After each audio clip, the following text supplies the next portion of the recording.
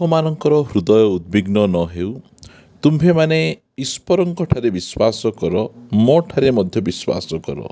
ମୋହର ପିତାଙ୍କ ଗୃହରେ ଅନେକ ବାସସ୍ଥାନ ଅଛି। ଯଦି ନଥାନ୍ତା ତାହେଲେ ମୁଁ ତୁମ୍ଭମାନଙ୍କୁ କହିଥାନ୍ତି।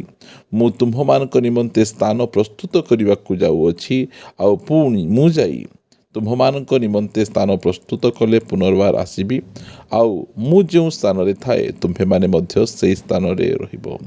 ପ୍ରଭୁ ଯୀଶୁଖ୍ରୀଷ୍ଟଙ୍କ ପବିତ୍ର ଓ ବହୁମୂଲ୍ୟ ନାମରେ ପୁନର୍ବାର ନିର୍ମଳ ଖରା ୟୁଟ୍ୟୁବ୍ ଚ୍ୟାନେଲରେ ସ୍ୱାଗତ କରୁଅଛି। ପ୍ରିୟମାନେ, ପ୍ରଭୁ ଯୀଶୁଖ୍ରୀଷ୍ଟ ସେ ଆମକୁ ପ୍ରତିଜ୍ଞା ଦେଇଛନ୍ତି ଯେ ତୁମମାନଙ୍କ ହୃଦୟ ଉଦ୍ବିଗ୍ନ ନ ହେଉ।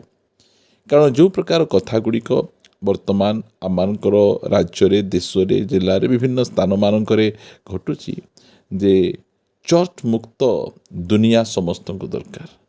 ଯେତେ ଯାଏଁ ଚର୍ଚ୍ଚ ଏ ଦୁନିଆ ଜଗତରେ ଥିବ, ଲୋକମାନେ ସେତେ ଯାଏଁ କଷ୍ଟ ପାଉଥିବେ। କେଉଁ କଷ୍ଟ? କାରଣ ଚର୍ଚ୍ଚର ଜୀବନଶୈଳୀ ଆଉ ଜଗତର ଜୀବନଶୈଳୀ ଠିକ୍ ନୁହେଁ।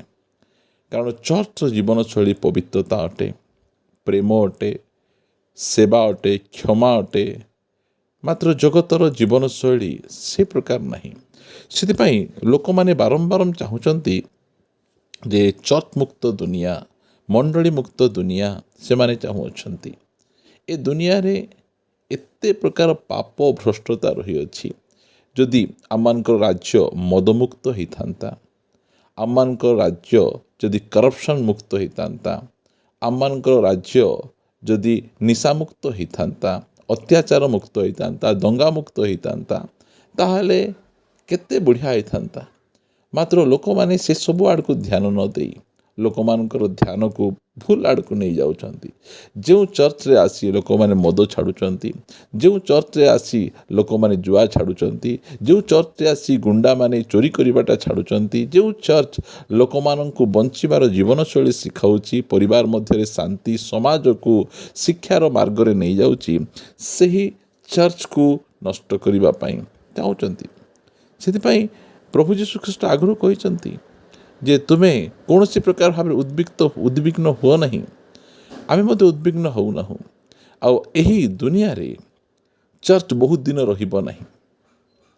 କାରଣ ପ୍ରଭୁ ଯୀଶୁଖ୍ରୀଷ୍ଟ ମେଘମାଳାରେ ଶୀଘ୍ର ମଣ୍ଡଳୀକୁ ନେବା ପାଇଁ ଆସୁଅଛନ୍ତି। ସେ ନିଜେ କହିଲେ ଯେ ପିତାଙ୍କ ଗୃହରେ ଅନେକ ବାସସ୍ଥାନ ରହିଅଛି, ଆଉ ମୁଁ ଯାଉଛି, ଆଉ ତୁମ୍ଭମାନଙ୍କ ନିମନ୍ତେ ସ୍ଥାନ ପ୍ରସ୍ତୁତ କରି ଆସିବି, ଆଉ ତୁମ୍ଭମାନଙ୍କୁ ନେଇଯିବି। ଫିଲିପିଓ ଏହାର 3:20 ଲେଖାଗଲା, ଆମ୍ଭେମାନେ ତ ସ୍ୱର୍ଗର ପ୍ରଜା, ସେ ସ୍ଥାନରୁ ମଧ୍ୟ ଆମ୍ଭମାନଙ୍କ ତ୍ରାଣକର୍ତ୍ତା ପ୍ରଭୁ ଯୀଶୁଖ୍ରୀଷ୍ଟଙ୍କ ଆଗମନର ଅପେକ୍ଷାରେ ଅଛୁ। ଆମର ଅପେକ୍ଷା କ'ଣ? ଭଲ ଘର ବାନ୍ଧିବା, ଭଲ ଗାଡ଼ି କିଣିବା, ବହୁତ ऐश ଆରାମରେ ଜଗତରେ ରହିବା।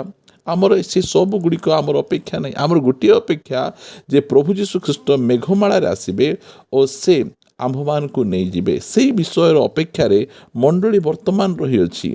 ପ୍ରିୟମାନେ, ବାଇବଲ ଆମମାନଙ୍କୁ କହେ, 1 କରିନ୍ଥୀୟ ଏହାର 15:51, ଦେଖ ମୁଁ ତୁମ୍ଭମାନଙ୍କୁ ଗୋଟିଏ ନିଗୂଢ଼ କଥା କହୁଅଛି। ଆମ୍ଭେମାନେ ସମସ୍ତେ ମହାନିଦ୍ରା ପ୍ରାପ୍ତ ହେବା ନାହିଁ, କିନ୍ତୁ ଏକ ମୁହୂର୍ତ୍ତରେ ଚକ୍ଷୁର ପଲକରେ ଶେଷ ତୁରୀଧ୍ୱନିରେ ଆମ୍ଭେମାନେ ସମସ୍ତେ ପରିବର୍ତ୍ତିତ ହେବା। କାରଣ ତୁରୀ ବାଜିବ, ଆଉ ମୃତମାନେ ଅକ୍ଷୟ ହୋଇ ଉତ୍ଥିତ ହେବେ। ପୁଣି ଆମ୍ଭେମାନେ ପରିବର୍ତ୍ତିତ ହେବା, କାରଣ ଏହି କ୍ଷୟ ଶରୀରକୁ ଅକ୍ଷୟତା ରୂପ ବସ୍ତ୍ର ପରିଧାନ କରିବାକୁ ହେବ, ଆଉ ଏହି ମର୍ତ୍ତ୍ୟ ଶରୀରକୁ ଅମରତା ରୂପ ବସ୍ତ୍ର ପରିଧାନ ହେବ। ପ୍ରିୟମାନେ, ଆମ୍ଭେମାନେ ମଧ୍ୟ ସେହି ଅପେକ୍ଷାରେ ଅଛୁ ଯେ ପ୍ରଭୁ ଯୀଶୁଖ୍ରୀଷ୍ଟ ମେଘମାଳାରେ ଆସିବେ, ଆଉ ତାଙ୍କ ମଣ୍ଡଳୀକୁ ସେ ନେଇଯିବେ। ଆମକୁ ଏହି ପୃଥିବୀରେ କାଢ଼ିବା ଆବଶ୍ୟକ ନାହିଁ। ଆମେ ନିଜେ ପ୍ରସ୍ତୁତ ହେଉଛୁ ଯେ ଆମମାନେ ଏହି ପୃଥିବୀ ଛାଡ଼ି ପଳାଇଯିବୁ। କାରଣ ବାଇବଲ ଆମମାନଙ୍କୁ କହେ, 1 ଥେସଲୋନିକ ଏହାର 4:15 ଲେଖାଗଲା, ଯେଣୁ ଆମ୍ଭେମାନେ ପ୍ରଭୁଙ୍କ ବାକ୍ୟ ଅନୁସାରେ ତୁମ୍ଭମାନଙ୍କୁ ଏହା କହୁଅଛୁ, ଆମ୍ଭେମାନେ ଯେତେ ଲୋକ ପ୍ରଭୁଙ୍କ ଆଗମନ ପର୍ଯ୍ୟନ୍ତ ଜୀବିତ ରହି ଅବଶିଷ୍ଟ ଥିବୁ, ଆମ୍ଭେମାନେ କୌଣସି ପ୍ରକାରେ ମହାନିଦ୍ରା ପ୍ରାପ୍ତ ଲୋକମାନଙ୍କର ଅଗ୍ରଗାମୀ ହେବୁ ନାହିଁ। କାରଣ ପ୍ରଭୁ ଆପେ ଆଦେଶ ଦେଇ ପ୍ରଧାନ ଦୂତଙ୍କ ସ୍ୱର ଓ ଈଶ୍ୱରଙ୍କ ତୁରୀବାଦ୍ୟ ସହିତ ସ୍ୱର୍ଗରୁ ଅବତରଣ କରିବେ। ସେଥିରେ ଯେଉଁମାନେ ଖ୍ରୀଷ୍ଟଙ୍କ ଠାରେ ଥାଇ ମରିଅଛନ୍ତି ସେମାନେ ପ୍ରଥମରେ ଉଠିବେ। ପରେ ଆମ୍ଭେମାନେ ଯେତେ ଲୋକ ଜୀବିତ ରହି ଅବଶିଷ୍ଟ ଥିବୁ, ପ୍ରଭୁଙ୍କ ସହିତ ସାକ୍ଷାତ କରିବା ନିମନ୍ତେ ଆମ୍ଭେମାନେ ସେମାନଙ୍କ ସହ ମେଘମାଳାରେ ଶୂନ୍ୟମଣ୍ଡଳ ମଣ୍ଡଳକୁ ନୀତ ହେବୁ। ଏହି ପ୍ରକାରେ ଆମ୍ଭେମାନେ ସର୍ବଦା ପ୍ରଭୁଙ୍କ ସହିତ ରହିବୁ। ଆମମାନେ ସର୍ବଦା ପ୍ରଭୁଙ୍କ ସହିତ ଆମେ ରହିବୁ, କାରଣ ଆମମାନେ ପ୍ରଭୁଙ୍କର ଆଗମନର ଅପେକ୍ଷାରେ ଆମେ ଅଛୁ। ପ୍ରଭୁ ଯେତେ ଦିନ ଆମମାନଙ୍କୁ ଏହି ଧରାପୃଷ୍ଠରେ ସେ ରଖିଛନ୍ତି, ଆଉ ଏହି ପୃଥିବୀରେ ରହି ଆମମାନେ ଯେ ପ୍ରକାର କି ଜଗତର ଜ୍ୟୋତି ଆଉ ପୃଥିବୀର ଲବଣ ସ୍ୱରୂପ ସେ ଲୋକମାନଙ୍କୁ ପ୍ରଭୁ ଯୀଶୁଖ୍ରୀଷ୍ଟଙ୍କ ବିଷୟରେ ଆମେ ପରିଚୟ ଦେବୁ। ଆଉ ଆମ୍ଭମାନଙ୍କର ଗୋଟିଏ ଉଦ୍ଦେଶ୍ୟ, ଗୋଟିଏ ଲକ୍ଷ୍ୟ ଯେ ପ୍ରଭୁ ଯୀଶୁଖ୍ରୀଷ୍ଟ ଯେଉଁ ସମୟରେ ମେଘମାଳାରେ ଆସିବେ ଆମେ ପଳେଇଯିବୁ। କାରଣ ପ୍ରଭୁ କାହିଁକି ମେଘମାଳାରେ ଆସିବା ପାଇଁ ଯାଉଛନ୍ତି? ଏହି ପୃଥିବୀ ଉପରେ ଯେଉଁ ପ୍ରକାର ବିଷୟ ଗୁଡ଼ିକ ମାଡ଼ି ଆସୁଛି, ଯେଉଁ ପ୍ରକାର ବିପଦ ଗୁଡ଼ିକ, ଯେଉଁ ପ୍ରକାର ସଙ୍କଟ ଗୁଡ଼ିକ ମାଡ଼ି ଆସୁଛି, ସେଇ ସଙ୍କଟରେ ଯେ ପ୍ରକାର କି ତାଙ୍କର ଲୋକମାନେ କଷ୍ଟ ପାଇବେ ନାହିଁ, ସେଥିପାଇଁ ପ୍ରଭୁ ସେଇ ସଙ୍କଟ କାଳ ପୂର୍ବରୁ ସେ ଆମ୍ଭମାନଙ୍କୁ ନେଇଯିବା ପାଇଁ ସେ ଚାହୁଁଅଛନ୍ତି। ପ୍ରିୟମାନେ, ଲେଖାଗଲା ଲୁକଲିଖିତ ସୁସମାଚାର 21 ଅଧ୍ୟାୟର 25 ପଦରେ ଏ ପ୍ରକାର ଲେଖାଯାଏ, ସୂର୍ଯ୍ୟ, ଚନ୍ଦ୍ର ଓ ନକ୍ଷତ୍ରମାଳାରେ ଲକ୍ଷଣ ଦେଖାଯିବ, ଆଉ ପୃଥିବୀରେ ଜାତିମାନଙ୍କ ମଧ୍ୟରେ କ୍ଲେଶ ଘଟିବ। ସମୁଦ୍ର ଓ ତରଙ୍ଗର ତର୍ଜନ ଗର୍ଜନ ହେତୁ ସେମାନେ ହତବୁଦ୍ଧି ହେବେ। ପୁଣି ଜଗତ ଉପରେ ଆସୁଥିବା ଘଟଣା ସବୁ ଅପେକ୍ଷା କରି ଲୋକେ ମୂର୍ଚ୍ଛିତ ହେବେ, କାରଣ ଆକାଶ ମଣ୍ଡଳର ଶକ୍ତି ସମୂହ ବିଚଳିତ ହେବ। ସେତେବେଳେ ଲୋକେ ମନୁଷ୍ୟପୁତ୍ରଙ୍କୁ ମହାପରାକ୍ରମ ଓ ମହାମହିମା ସହ ମେଘମାଳାରେ ଆଗମନ କରିବାକୁ ଦେଖିବେ। ପ୍ରିୟମାନେ, ପ୍ରଭୁ ଯୀଶୁଖ୍ରୀଷ୍ଟଙ୍କୁ ଶେଷ ଥର ଏହି ଜଗତ କ୍ରୁଶ ଉପରେ ସେ ମୃତ୍ୟୁବରଣ କରିବାଟା ଦେଖିଅଛି। ଆଉ ସେ ଦ୍ୱିତୀୟ ଥର ଦେଖିବ ଯେ ପ୍ରଭୁ ଯୀଶୁଖ୍ରୀଷ୍ଟ ମେଘମାଳାରେ ସେ ମହାଗୌରବର ସହିତ, ମହାପରାକ୍ରମର ସହିତ, ଅୟୁତ ଦୂତମାନଙ୍କ ସହିତ ସେ ତାଙ୍କର ମଣ୍ଡଳୀକୁ ନେବା ପାଇଁ ଆସୁଅଛନ୍ତି।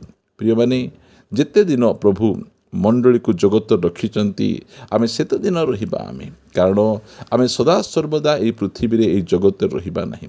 କାରଣ ଆମମାନେ ସ୍ୱର୍ଗର ପ୍ରଜା, ପ୍ରଭୁ ଆମମାନଙ୍କୁ ନେବା ପାଇଁ ଆସୁଛନ୍ତି। ଯେତେ ଯାଏଁ ଆମମାନେ ଏ ପୃଥିବୀର ପ୍ରଜା ହେଇଛୁ, ଭାରତର ପ୍ରଜା ହେଇଛୁ, ବିଶ୍ୱସ୍ତ ଭାବରେ ଆମ ଦେଶ ନିମନ୍ତେ ଆମର ଯାହା କର୍ତ୍ତବ୍ୟ ଆମେ ତାହା କରିବା, କାରଣ ପରମେଶ୍ୱର ତାଙ୍କ ଲୋକମାନଙ୍କୁ ନେବା ପାଇଁ ଆସୁଅଛନ୍ତି।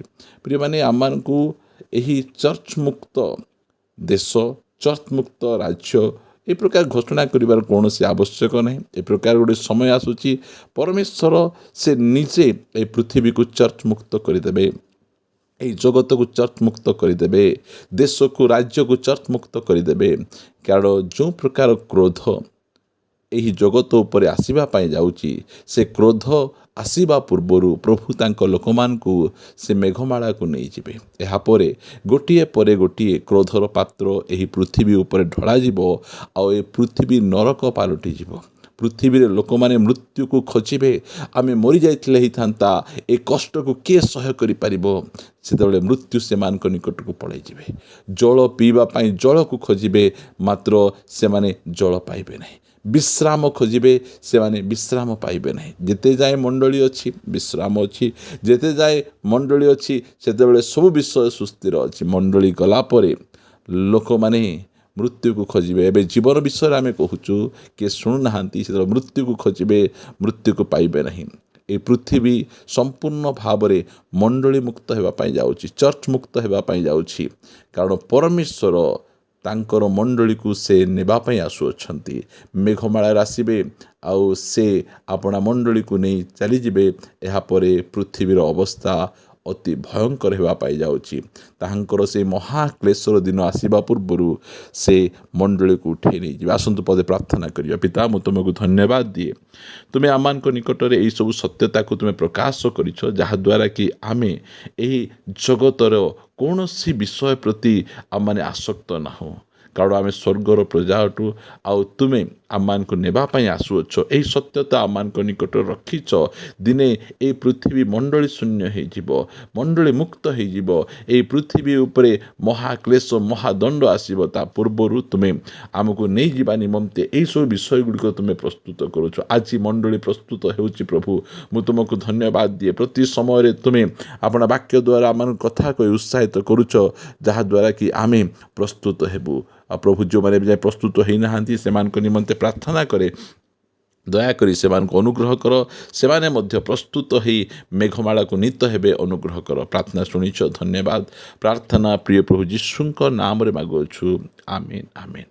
ପ୍ରେଜ୍ ଦ ଲର୍ଡ। ପ୍ରଭୁ ଆମ ସମସ୍ତଙ୍କୁ ପ୍ରଚୁର ଭାବେ ଆଶୀର୍ବାଦ କରନ୍ତୁ। ପ୍ରଭୁ ଅନୁଗ୍ରହ କଲେ ଆସନ୍ତା ଅଧ୍ୟାୟରେ ପୁନର୍ବାର ପରସ୍ପର ସହିତ ସାକ୍ଷାତ କରିବା ରହିବା। ସମସ୍ତଙ୍କୁ ନମସ୍କାର। Praise the Lord. God bless you.